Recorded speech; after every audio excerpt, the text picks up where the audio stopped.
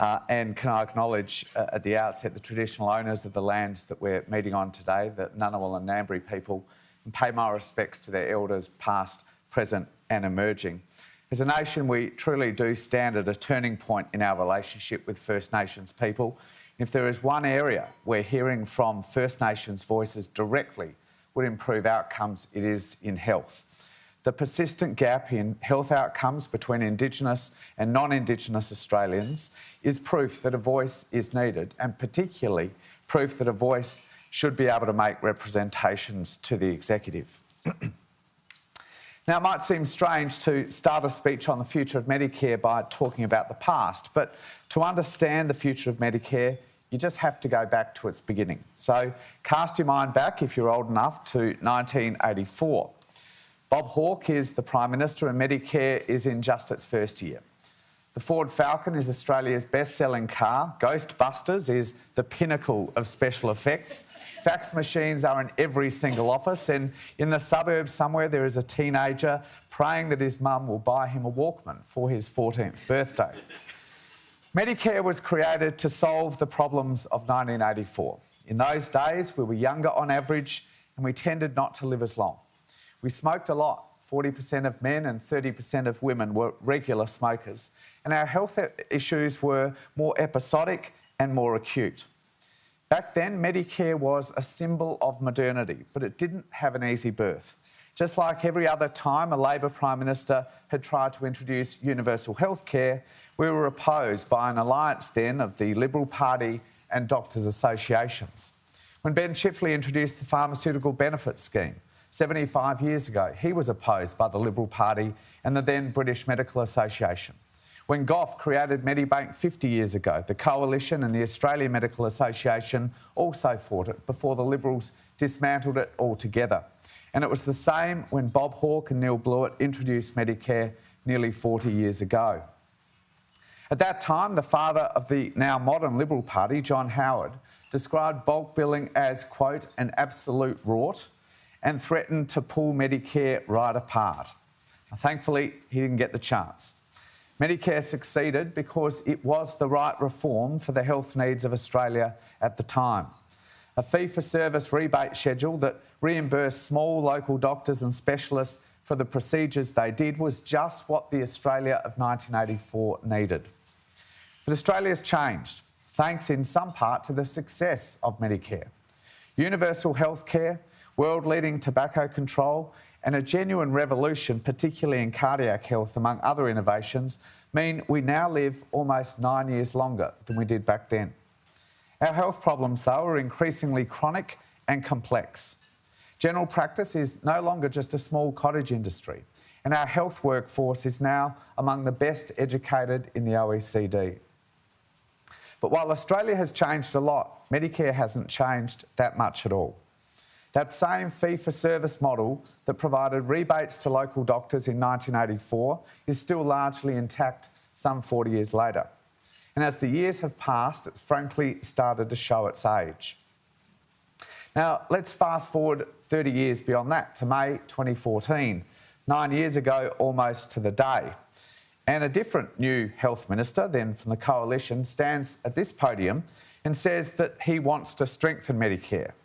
The policies he puts forward seem more likely to strangle than strengthen it. $50 billion ripped out of public hospitals, a tax on every single visit to the GP for every man, woman, child and pensioner.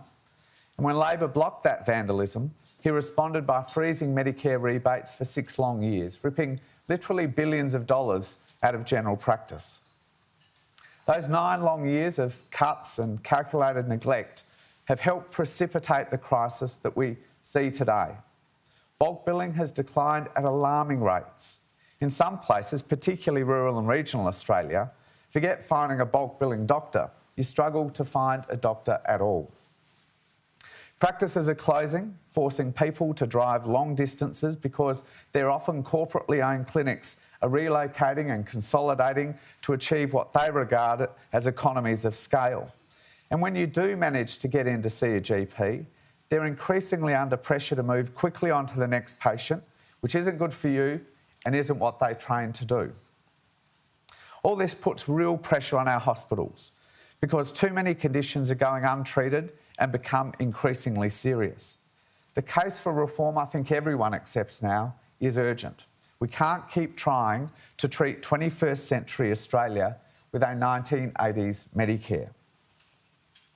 In the first 6 months of our government, I chaired the Strengthening Medicare Task Force. Around that table were representatives from the College of GPs, the AMA, the Australian Nursing and Midwifery Association, allied health and rural professionals, First Nations perspectives, and very importantly, patient perspectives through the Consumers Health Forum, along with a range of other experts. I am a firm believer in the value of this kind of direct stakeholder engagement by ministers. Health, as we in this room all know, is a sector full of very hard-working, highly skilled stakeholders.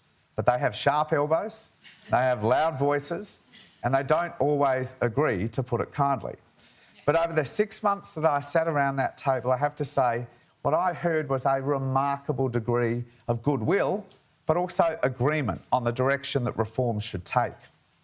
And at National Cabinet last Friday, the Prime Minister unveiled the important first measures of the government's response, $2.2 billion worth of critical reforms that help build a stronger Medicare. The Treasurer will give a full accounting of the dollars and cents behind those investments in the budget next week, as well, I stress, as other initiatives that are still to be announced. But today I want to outline just how those reforms knit together and build a stronger Medicare that is fit for the 21st century, underpinned by three foundational changes. First, digital systems that drive better care. We simply cannot build a stronger Medicare without better realising the opportunities that digital health technologies open up for more efficient and collaborative healthcare. Excuse me. The former government had so little commitment to digital health that it couldn't even be bothered funding My Health Record beyond the 30th of June this year. Seriously, on July 1, My Health Record was due to be switched off, unplugged, gone. Time for doctors everywhere to dust off those 1980s fax machines, which wouldn't be too difficult for some of them who are still, frankly, using them. In contrast, this budget will include over $950 million worth of investment in digital health, including funding to make the Digital Health Agency an ongoing entity. It too would have closed on the 30th of June, and to upgrade My Health Record. My Health Record is now old technology, still uses the old PDF format that Labor installed when we were last in government. That was cutting edge then, but it's clunky now. For starters, it needs to be more compatible with the information and billing systems that practitioners are already using. It should provide better connections between different parts of our health system and make it much easier for people to access and securely share their own data. Right now, only 1 in 10 specialists use My Health Record. Just 1 in 5 diagnostic reports in radiology are uploaded. The other 4 just disappear into the digital ether. Patients find this so frustrating because every lost test result means another day off work, another waiting room, another procedure, and usually yet another gap fee. A complete waste of time and money for patients and for the health system. If a patient gets a diagnostic scan or a pathology test, then those results should be uploaded. At the moment, this happens by exception rather than rule. I say now, I intend to make it a rule. The second foundational change in a stronger Medicare is to enable a much more multidisciplinary and team-based approach to primary health care. We all know in this room, chronic conditions are the leading cause of illness today, leading cause of disability and death. Treating them effectively needs more than just the occasional sporadic visit to the doctor. Patients with chronic conditions need a coordinated team of health workers proactively working together with them for their long-term health. This includes GPs, allied health, nurses, specialists, and everything in between, which means primary care providers need support and investment to engage a broad range of health professionals to provide that more comprehensive care. This government is delivering just that by providing a big increase to the workforce incentive payment that general practices use to hire different health professionals to join their team, in particular practice nurses. For smaller practices and in thin markets, primary health networks will be funded to commission allied health professionals like social workers, physios, diabetes educators or mental health nurses. But it's become increasingly clear that a Medicare built solely on the old fee-for-service model of the 80s just doesn't address our needs or suit our times. A Medicare benefit schedule that is nearly 6,000 items long is proof of that. When it launched 40 years ago, there were barely more than 2,000 items on the schedule. Now it is hugely complex. Some find it so complex that they underbill. Others incorrectly overbill, despite their best efforts. The time has come to develop new funding models that supplement fee-for-service. And it begins this year with the launch of something called My Medicare. General practices will be able to register with My Medicare so that patients can register with their preferred GP at that practice. And over time, My Medicare will also be extended to nurse practitioners and to other primary care providers. Patients will gain a stronger relationship with their healthcare teams and will get access to more consistent care, including longer telehealth consultations under Medicare.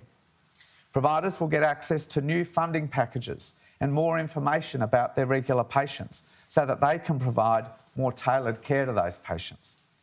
My Medicare will be open to everyone and will be entirely voluntary. And the benefits of this system-wide reform will grow over time as more patients and more providers join. But the true power of My Medicare is not what it is, but what it allows. My Medicare is the foundation upon which we can build a range of blended funding models to better serve the needs of patients that too often are falling through the cracks of the 1980s Medicare system. There are more than, for example, 13,000 patients that present to hospital 10 or more times each year. These are people with complex, chronic conditions that aren't getting the comprehensive team-based care that they need to stay healthy and to stay out of hospital. Through My Medicare, these patients will be identified along with help from the states, and the GP that they register with will receive incentive payments to deliver the tailored care that they need to stay healthy and out of hospital.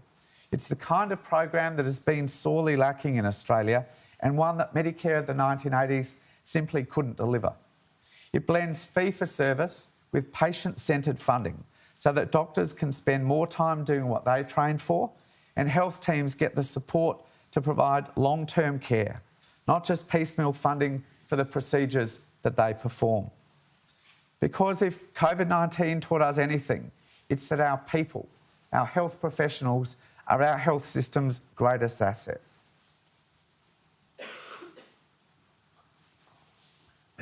Excuse me again. That's why the third and most important foundational change, I think, is to grow, support and invest in the incredible health workforce that Australia already has. Our highly educated and trusted nurses and midwives in particular can play a much bigger role in primary care. Next week's budget will include funding for up to 6,000 nursing students to do clinical placements in primary care services right around the country, as well as funding to support 500 enrolled and registered nurses to return to the profession. There are 450,000 registered nurses and midwives in Australia, when we want them to be at the forefront of reforms to primary care. But at the moment, Medicare simply doesn't do enough to encourage or to enable them, or many other health professions for that matter, to provide that care. Even if they have the training and the expertise to deliver the care that a patient needs, they're often held back by a complex maze of regulations and funding programs, as well as territorial silos. And we need to ask the question, how does that meet the needs of 21st century Australia? The government will commission, in consort with state governments, a review of scope of practice to ask and answer that question. We simply cannot build a collaborative primary care system or support practitioners to work autonomously unless we are prepared to get rid of the red tape and the outdated silos that prevent team-based care. That goes not just for nurses and midwives and allied health, but for pharmacists as well. People tell me time and time again that over the course of this pandemic, there has been no more accessible health setting than their local pharmacy. Pharmacists have already administered more than 10 million COVID vaccinations. They administered 2 out of every 5 vaccines just last week. From next year, Australians will be able to walk into community pharmacies and get safe and convenient access to all of the vaccines on the National Immunisation Program free of charge. Australians battling through opioid dependency will soon also get the affordable and subsidised treatment that they need at their local pharmacy as well. Together, just these 2 programs mean a nearly $500 million investment by this government in community pharmacies over the next 5 years. A stronger Medicare means growing the health workforce while removing the red tape that prevents our highly skilled nurses, midwives, pharmacists and all the other health professionals we have in this country from providing every ounce of care that they can, because that will also free up our doctors to focus more on the complex conditions that only they can treat. These 3 foundational reforms will make Medicare stronger, but remaking Medicare for the 21st century will take persistent evolution, not overnight revolution. It took 9 years of cuts and neglect to bring Medicare to the current weakened state we find it in, and it's going to take time again to strengthen it. But I make this promise to you today. With every gradual foundational change that we make, we will put the needs of patients first. As we take the hard choices, I fully expect that some will oppose them, just like the Liberal Party opposed Medicare in the 80s, Medibank in the 70s, and the PBS in the 40s. Change is scary, I understand that, because with change comes risk. But the risk of not changing this system is far greater. We can't keep trying to treat 21st century Australia with a 1980s Medicare system. So we'll listen to all the good arguments and the evidence about the way forward. But our North Star, our lodestar, will always be what is good for Australians. Because at the end of the day, as we all know in this room, Medicare is for people. Today and tomorrow. It was in 84, it is in 2024, and I hope it will be in 2064. Now, before finishing, I'd just like to turn to one other area of important reform, that is vaping. When Medicare was getting underway 40 years ago, the biggest public health challenge in Australia was undoubtedly tobacco. So I said 40% of men and 30% of women were regular smokers. And we've done really well on that count. We should be proud. Today, only around 10% of Australian adults smoke. The progress that we've made is thanks, I have to say, in large part, to the efforts of successive Labor health ministers, particularly my friend and former Senior Minister, Nicola Roxon, who introduced our world-leading plain packaging reforms. In November last year, on the 10-year anniversary of those laws, I announced our government's intention to build on that legacy and to implement the next generation of tobacco control. But unfortunately, the gains that we have made in tobacco could be undone by a new threat to public health.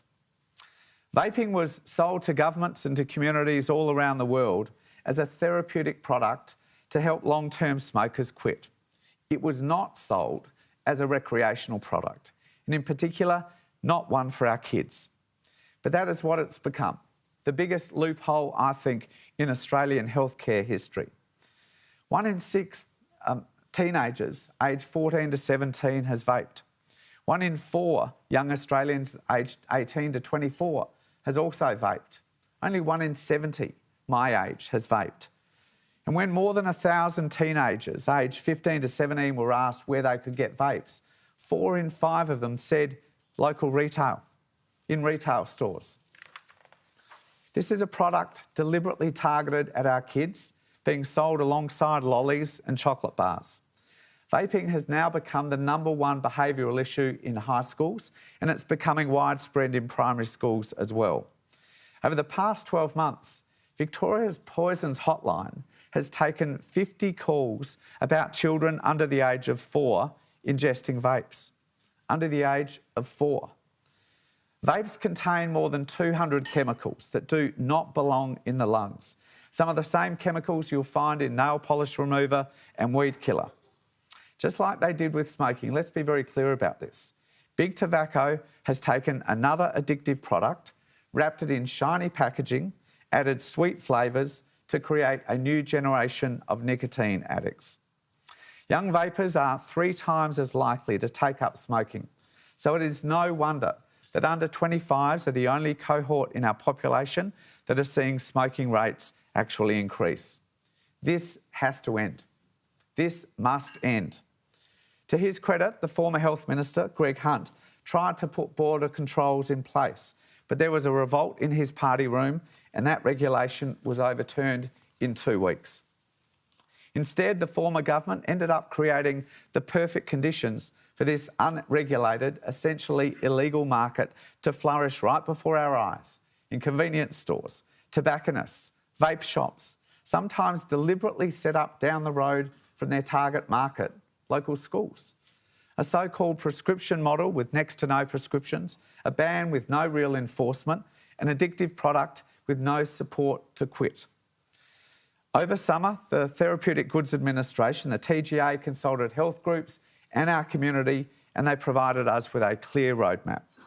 The first thing to do is to stop the import of vapes that are not destined for pharmacy shelves to be sold as a therapeutic product with the approval of a health professional. To obtain an import permit, an importer will have to show that the vapes that they propose to sell comply with new standards and processes established by the TGA. They will have to be imported for sale only in pharmacies. The import of vapes for sale in retail settings will end. These are supposed to be pharmaceutical products, so they will have to present that way. No more bubblegum flavours, no more pink unicorns, no more vapes deliberately disguised as highlighter pens for kids to be able to hide them in their pencil cases. Instead, we'll have pharmaceutical-style packaging and devices with plain flavours.